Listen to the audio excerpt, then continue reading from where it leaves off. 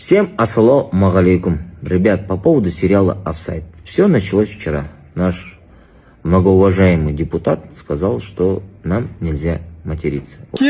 Прокурор, Год молчал и решил про наш сериал сказать Саке. Құрметті аға, вам нужны другие сериалы смотреть. Саранча бар, Тамаша бар, соны қарап жүре беріңіз. Тем более я за вас не голосовал, и вообще вряд ли за вас кто-то голосовал.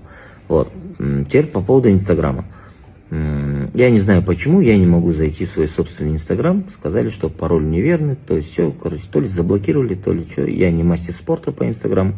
Ребята восстанавливают, дай бог восстановит. По поводу YouTube канала. Мы уже почти набрали 300 тысяч утром.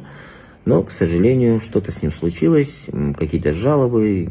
Короче, я тоже не мастер спорта. Проблемы есть, ребята решают. Но я думаю, ничего страшного тут нету. Создадим новый YouTube канал. Еще есть YouTube канал, будем туда выкладывать. Если с ним опять что-то случится, ну, значит, на DVD будем выпускать или на видеокассеты. Как помните, раньше на Зеленом базаре продавали, так и будем делать. Вот, поэтому не переживайте, все, кто переживает, рахмет. В любом случае мы покажем этот сериал. Есть люди, которые не хотят этот сериал, чтобы мы показывали. Но, ребят, извините, вот такие депутаты, которые говорят нам не материться. Ну как после этого не материться? Всем спасибо, до свидания, аман болыңыздар, третста көп уақыттарыңызды өлтірмеңіздер. Рахмет. Енді мәселе неде? Қараңыздар. Қазір қандай фильмдерді қарап жүр біздің жастар?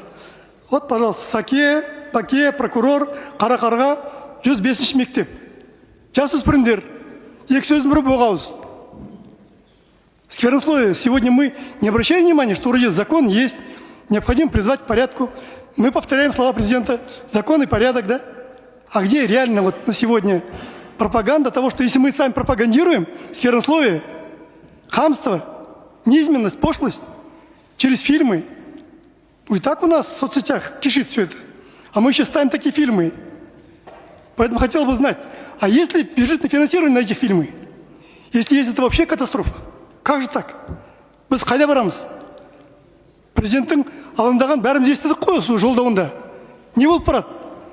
Ерді, әйелді, жасты, үлкенді, екі сөздің бір боғауыз. Кішкентай бала және тілшік береді, боғауыз етіп айтқызады да, соны салып басып қояды. Ол не сұмдық? Қайда болған қазақтардың осындай тәртібінде? Мұндай мәселе болмаған ғой. Сондықтан осыған жауап беріңіздерші. Сөз бостандығы деген кезде енді белгілі бір топқа тыйым салып, белгілі бір топқа рұқсат берсек, тағы да бұл енді избирательный подход дейді, тағы да бұл жерде бір дау-дамай туындайды ғой. Енді мен осы соңғы кездер шынымды айтсам, ол азаматты танып біліп жатқаныма шыны керек. Бұрынғы сөздер мен көп есімде қалмапты. Шамасы біздің енді ортада көп талқыланбаған болса керек. Соңғы кездер қарап отырсам, қаңтар кезінде де көптеген сондай сөздерді айтқан екен. Енді қателеспесем, энергетика министрлігі бұған қатысты өзінің түсініктемесін берді. Ол өзінің жеке пікірі, жаңағыдай министрліктің жаңа позициясын білдірмейді деген бағытта. Сосын ол ресми кеңесші емес, штаттан тыс кеңесші болғанға ұқсайды осы министрліктің.